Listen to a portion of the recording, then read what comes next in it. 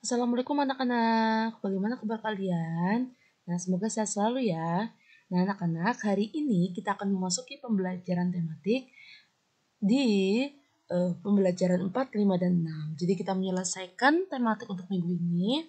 Untuk selanjutnya kita belajar bersama di budaya Banyumas dan bahasa Jawa.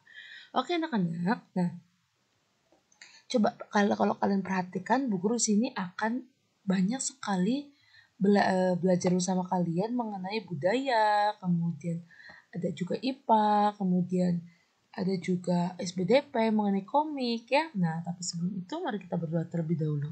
Berdoa dimulai. Berdoa selesai. Terima kasih. Oke anak-anak, apabila kalian amati gambar-gambar berikut, coba ayo kita kasih tanda centang ya pada gambar yang menunjukkan budaya asli Indonesia. Dan tanda silang pada gambar yang menunjukkan budaya hasil pencampuran dari peleburan dengan budaya luar negeri.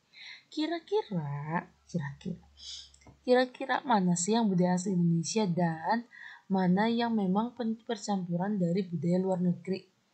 Coba kita amati.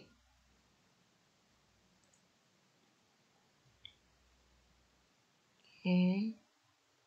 Nah, ini kira-kira budaya asli Indonesia atau percampuran? Ya, budaya asli Indonesia. Oke. Kalau ini bagaimana? Ini budaya asli atau percampuran?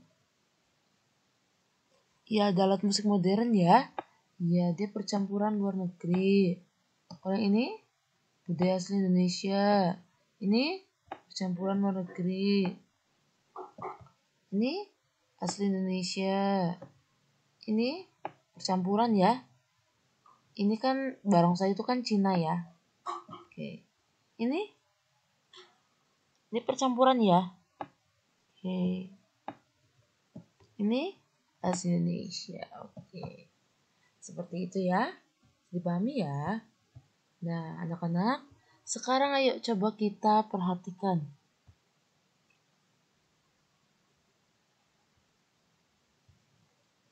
Oke, nah.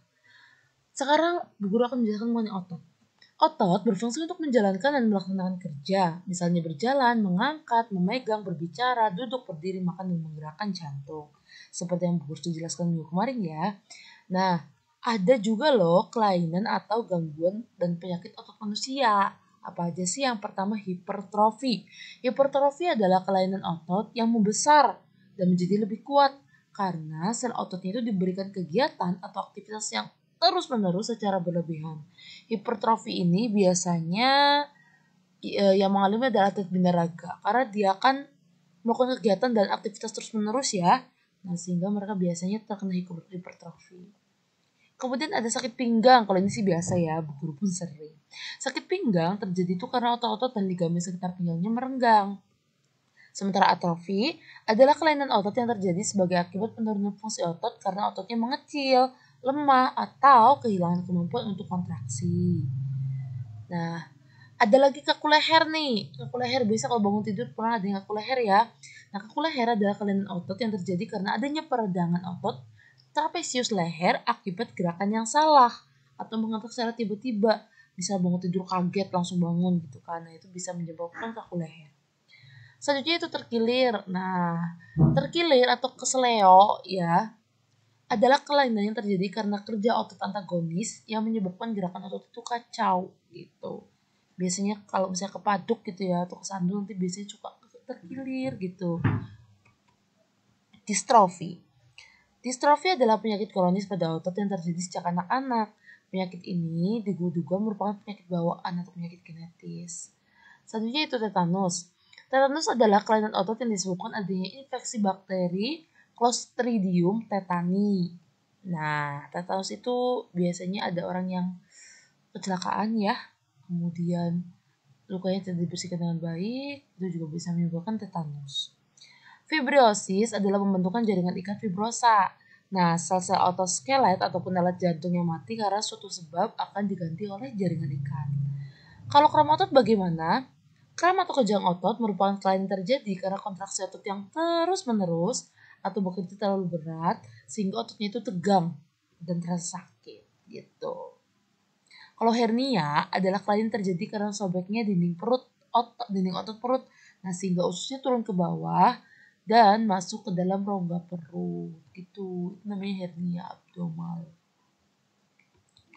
Nah, tadi kan kita sudah belajar mengenai otot ya, dan Bu Guru juga sudah pernah menunjukkan gambar-gambar otot. Nah, kira-kira gambar-gambar itu tuh kalau dibuat komik bisa nggak sih?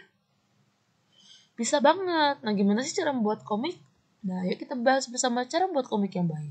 Yang pertama, ada hadir untuk menyampaikan cerita, ya. Jadi komik itu tujuannya itu untuk menyampaikan cerita menggunakan teks dan juga gambar. Yang kedua itu proporsional. Nah, proporsional maksudnya gimana?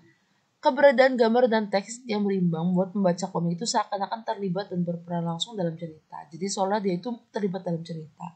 Yang ketiga menggunakan bahasa percakapan. Jadi si komik ini bahasanya yang digunakan adalah bahasa sehari-hari ya, sehingga enak gitu loh.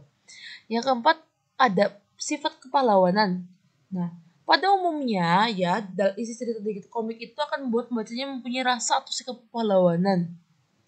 Selanjutnya itu wataknya itu digambarkan secara sederhana, hanya sederhana aja. Karena kan komik itu kan tujuannya untuk menyenangkan ya, jadi nggak boleh terlalu rumit gitu.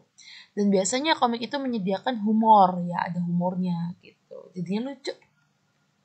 Nah, tadi kita sudah belajar mengenai komik dan juga otot. Nah, tentunya kalau ada otot ya, ada juga si tulang. Tadi kita tahu apa saja sih penyakit yang disebabkan karena otot gitu, kesalahan otot gitu. Sekarang kita belajar yuk gimana sih temannya otot alias tulang agar terjaga dengan baik. Nah, untuk menghindari kelainan kaki berbentuk O dan atau X ya, tulang berbentuk O atau X yang merupakan bawaan sejak lahir, maka ibu hamil dianjurkan untuk memperbanyak konsumsi sayuran dan minum susu kalsium. Nah, agar terhindar dari artritis, kita harus selalu menjaga metabolisme asam urat dalam tubuh dengan membatasi makanan yang dapat memicu meningkatnya asam urat. Contohnya misal melijo ya. Agar terhindar dari kelainan lordosis, kifosis, skoliosis. Nah, sebaiknya kita melakukan olahraga secara teratur untuk menghindari kebiasaan sikap tubuh yang salah. Contohnya dengan menerapkan posisi duduk yang benar dan menjaga tulang belakang dalam keadaan lurus saat tidur. Ya, jadi kalau tidur itu jangan mengkerut gitu, yang lurus. Agar terhindar dari osteoporosis, nah kita dianjurkan untuk mengonsumsi bahan makanan dan minuman yang banyak mengandung kalsium dan diimbangi dengan olahraga yang teratur. Sementara agar terhindar dari rakitis, kita dianjurkan untuk banyak mengkonsumsi telur, susu, minyak ikan, dan ayo berjemur di pagi hari untuk mendapatkan vitamin. Gitu. Oke anak-anak bisa dipahami ya. Nah sekarang kita belajar ini nih. Kira-kira apa sih yang terjadi kalau orang yang melakukan gerakan atau sikap seperti di bawah ini? Ini baik nggak sih sikapnya? Ini baik nggak sih sikapnya? Ini, ini, ini. Nah, silakan kalian analisis sendiri ya. Oke. Baik anak-anak, sekian pembelajaran hari ini. Apabila Bunda ada salah mohon maaf. Terima kasih. Wassalamualaikum warahmatullahi wabarakatuh.